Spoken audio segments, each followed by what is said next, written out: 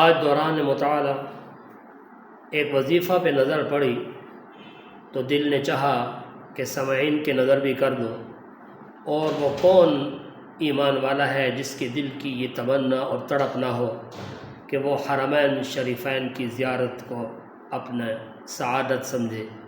لہذا اس سعادت کے حاصل کرنے کا جو وظیفہ نظر سے گزرا وہ حضرت عبداللہ درخواستی رحمہ اللہ کا فرمودہ ہے۔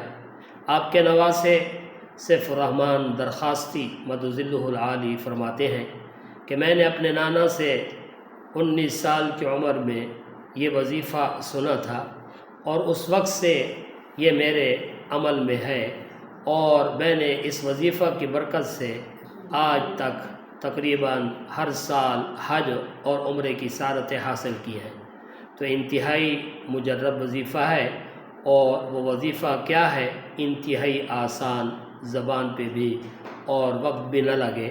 تو کرنا یہی ہے کہ آپ نے ایک وقت کے اندر درود ابراہیمی 100 دفعہ اور 100 دفعہ یہ کلمات پڑھ لینے ہیں۔